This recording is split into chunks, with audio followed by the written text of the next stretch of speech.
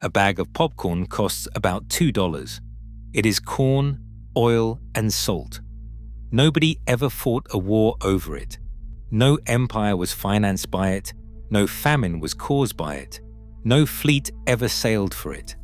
It is the cheapest item on the concession menu and the least important thing in your kitchen. And yet, it has a body count, a patent war, a federal paper trail, and it is the reason there is a microwave oven sitting on your counter right now. That is not a coincidence, and it is not a cute piece of trivia. It is the whole pattern. Popcorn was never a snack. It was an explosion people learned to sell. So how does a grass seed from a stretch of Peruvian desert, where it almost never rains, end up saving the American film industry from collapse?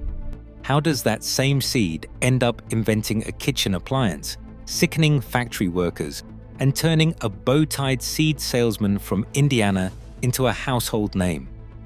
To understand any of it, you have to understand what a kernel actually is, because a kernel is not really food. It is a sealed container built to hold pressure until it fails. This story starts almost 7,000 years ago, on a coastline where nothing rots. In 2012, a paper in the Proceedings of the National Academy of Sciences described what a team had pulled out of two mound sites on the arid northern coast of Peru, Paradones and Huaca Prieta. Corn cobs, husks, stalks, tassels. They dated from roughly 6,700 to 3,000 years ago, and what preserved them was brutal simplicity. It almost never rains there, and humidity is what destroys plant remains. The fieldwork was led by Tom Dillahay and Ducho Bonavia, and the paper was co-authored by Dolores Piperno of the Smithsonian. The oldest cobs in that pile could be identified as one specific thing: popcorn. And here is the detail that stops you cold. Those cobs are older than pottery at the site. People were popping corn before they owned a pot to cook it in. Which raises the obvious question: how do you cook something without a pot? You barely do. You rest the cob near coals, or hold it over an open flame, or bury it in an earth oven, and you let the seed do the work for you. That is the strange genius of the plant. Corn was domesticated in Mexico from a wild grass called teosinte, roughly 9,000 years ago, and out of the thousands of maize varieties that eventually developed, only one does this. Its scientific name is Zea mays everta. Every other corn just burns. The difference is the shell, the pericarp, a hard casing of tightly packed cells stiffened with lignin, the same woody compound that holds a tree upright. It does not breathe, it does not leak, it holds. Inside that shell sits hard starch and a very small amount of water, ideally around 14% of the kernel by weight. Too dry, nothing happens. Too wet, nothing happens. Heat it, and the water turns to steam with nowhere to go. Pressure climbs. The temperature pushes past the boiling point of water and keeps climbing. The starch softens into a hot gel, and the casing holds the whole thing together like a rivet. It finally fails at roughly 135 pounds per square inch, around 356 degrees. That is about 4 times the pressure in your car tire. The shell splits, the pressure drops to nothing in a fraction of a second. The starch turns itself inside out, and the seed becomes 40 to 50 times its original size.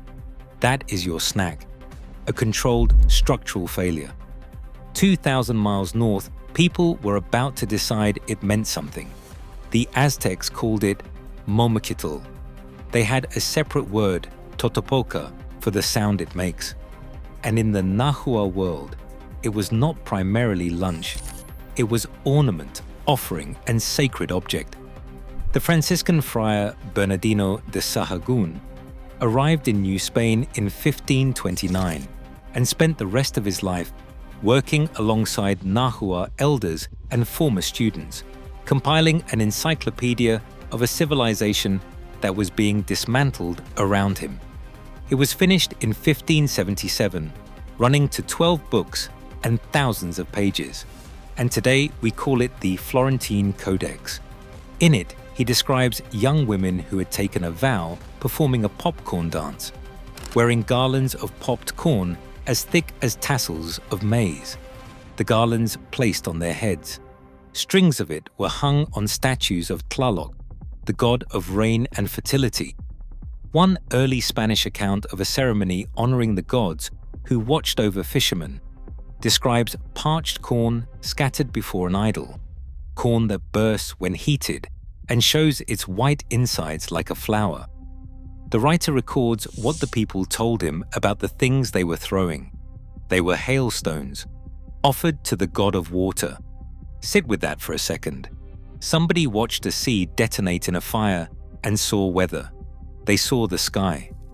And when Hernan Cortés reached Mexico in 1519, the first popped corn he encountered was not being eaten at all.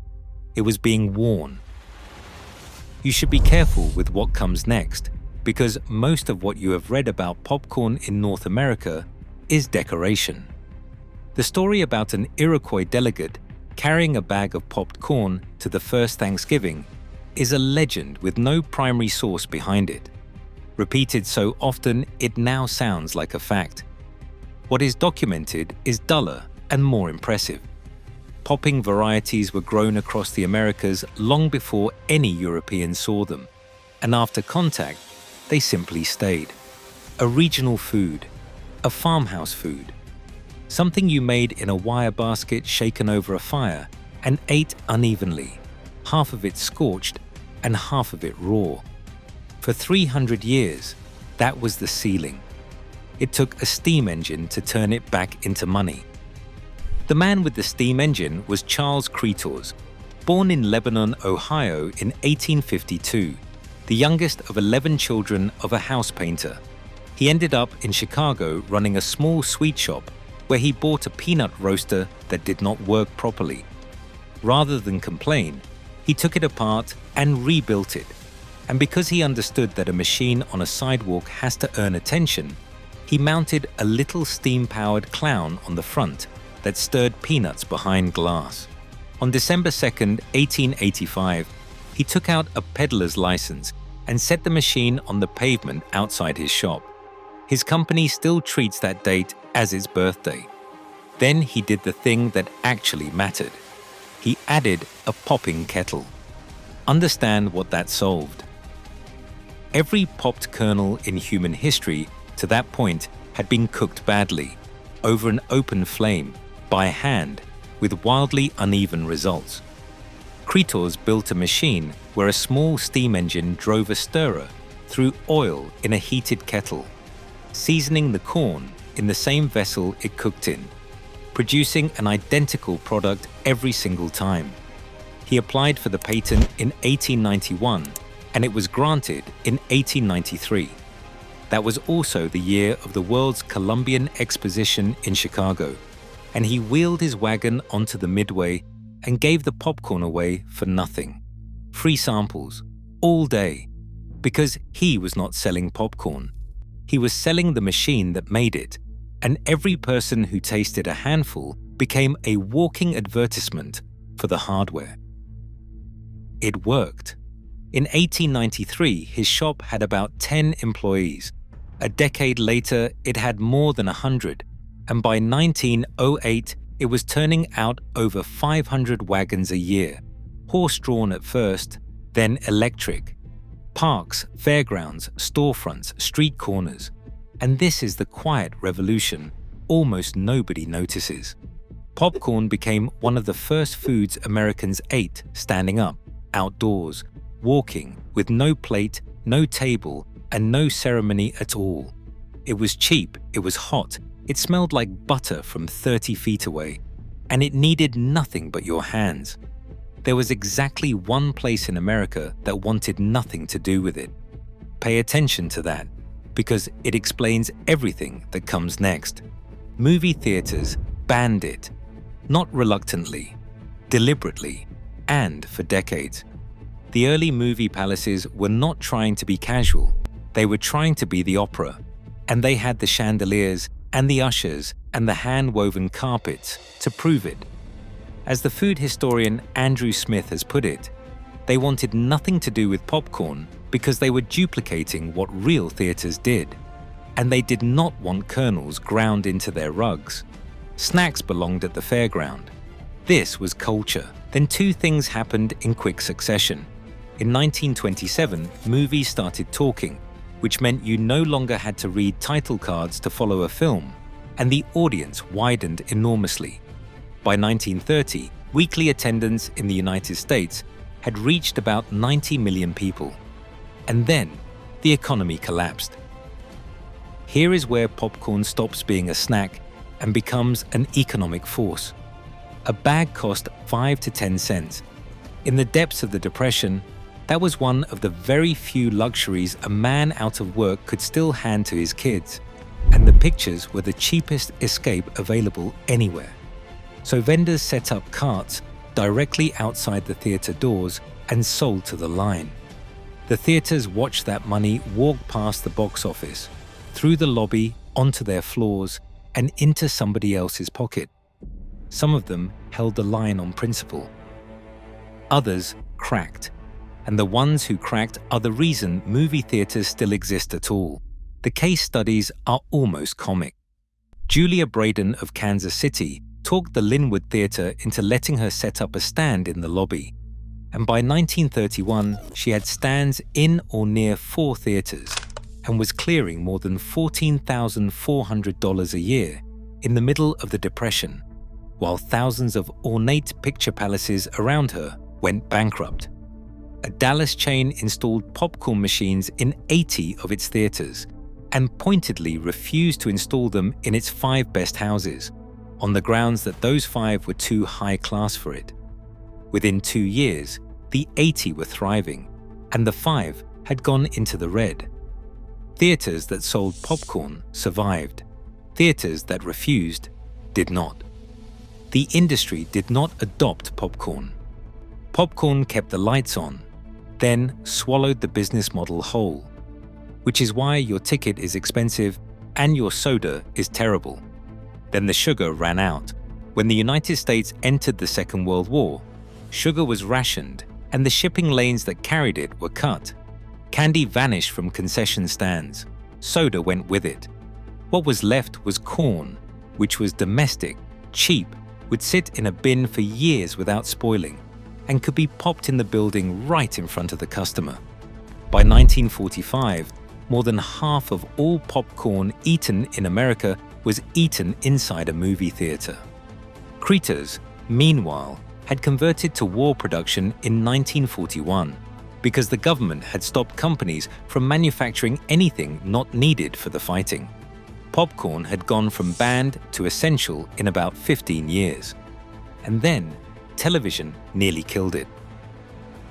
Through the 1950s, theater attendance fell off a cliff, and because Americans had never really built the habit of popping corn in their own kitchens, popcorn sales fell with it. The industry's deeper problem was that the product was mediocre. Ordinary kernels expanded maybe 20 times, left a layer of hard duds at the bottom of the pan, and tasted of very little. Which brings us to a seed salesman. Orville Redenbacher was born on a farm in Brazil, Indiana, in 1907, started growing popping corn at 12, and took an agronomy degree from Purdue in 1928. In 1951, with his partner Charlie Bowman, he bought the George F. Chester & Son seed corn plant near Valparaiso, Indiana, and went hunting for a better kernel. He was told to leave well enough alone. He did not listen. What followed was one of the most obsessive breeding programs in American agriculture. By his own account, Redenbacher pollinated something like 2.25 million stalks of corn and worked through roughly 30,000 hybrids, chasing a kernel that expanded further and left almost nothing behind in the pan. In 1965, he and Bowman got it. They named it Redbow, after both of them. and an advertising agency told them to throw that name away and put the old man's face and bow tie on the jar instead. Orville Redenbacher's gourmet popping corn launched in 1970 and held about a third of the unpopped market by the mid-1970s. Then the delivery system changed. On May 12, 1981, General Mills was granted US patent 4,267,420 for a thin metallic coating that absorbs microwave energy and concentrates heat exactly where it is needed. That is the susceptor, the stiff grey patch inside the bag. Act 1 arrived the same year and had to be refrigerated because it used real butter. In 1984 came a shelf-stable version, Act 2, and popcorn moved permanently out of the theatre and into the pantry. Inside that bag was a chemical nobody had thought to test. The chemical was diacetyl. It occurs naturally in real butter, and in artificial butter flavoring, it is the compound doing most of the work, the thing that makes a paper bag smell like a movie theatre lobby. In a home microwave, you are exposed to a trace of it for 3 minutes. In a plant, workers stood over heated mixing tanks of the stuff all day for years. In May of 2000, 8 former employees of the Gilster Mary Lee facility in Jasper, Missouri, were reported to the state health department with bronchiolitis obliterans. They had become ill between 1993 and 2000. There had been no accident. There was nothing to point at. That August, Missouri asked the National Institute for Occupational Safety and Health to find out why, and what the investigators measured inside the plant was unambiguous. Current workers reported chronic cough and shortness of breath 2.6 times as often as national data predicted. Their breathing tests showed abnormally low airflow 3.3 times as often as expected. The youngest workers who had never smoked came out worse than that. Of the 9 former employees eventually diagnosed, 5 were considered candidates for lung transplants. Later, sampling found diacetyl in the air above a flavoring tank reaching 1,230 parts per million.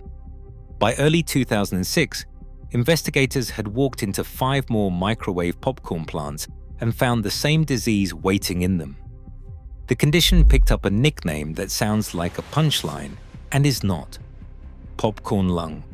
Diacetyl has since been removed from essentially every microwave popcorn bag sold in the United States.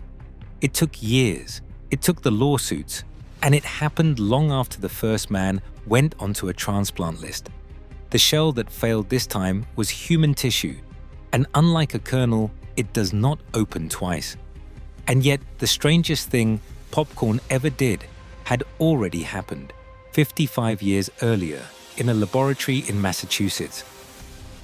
Percy Spencer had left school at 12 and joined the Navy at 18, where he taught himself trigonometry, calculus, and physics out of books. By the Second World War, he was at Raytheon, running the production of magnetrons, the vacuum tubes that generate the microwave's radar depends on. He took output from 17 units a day to roughly 2,600. In 1945, standing near an active magnetron, he noticed the candy bar in his pocket had melted. Most people throw the candy bar away and get on with the afternoon. Spencer sent out for a bag of unpopped corn. It went off across the laboratory floor. Popcorn was the first food anyone deliberately cooked with microwave radiation, and it is the experiment that proved the entire principle worked. Raytheon filed on October 8, 1945, and Patent 2495429, Method of Treating Foodstuffs, was granted on January 24, 1950. The first oven stood over 5 feet tall, weighed around 750 pounds, and cost thousands of dollars. Today, that machine sits in more than 90% of American homes. For inventing it, Raytheon gave Percy Spencer a $2 bonus. And Americans now eat somewhere around 14 billion quarts of popcorn a year. roughly 43 quarts each, most of it grown at home, with Indiana and Nebraska alone accounting for more than 70% of the American crop. So trace the whole line. A seed on a rainless Peruvian coast, cooked before anyone there owned a pot. Hailstones thrown to a rain god, and garlands worn on the heads of dancing girls. A rebuilt peanut roaster on a Chicago sidewalk in 1885. The 5-cent bag that kept American cinema breathing through the Depression. And the 5 grand theaters too proud to sell it that went under. A wartime substitute. 30,000 hybrids and one stubborn man in a bow tie. A paper bag with a strip of metal in it. 8 workers in Missouri. And an engineer with a ruined candy bar in his pocket, reaching for the one food that could prove his machine could cook. Tonight, when a bag swells tight against the glass in your kitchen, that is 135 pounds per square inch, failing a shell that spent 6,000 years learning to hold it. Popcorn was never a snack. It was an explosion people learned to sell. If this story surprised you, hit subscribe and drop a comment telling us which part surprised you the most. Smash that like button so more people can find it. More videos like this one are coming.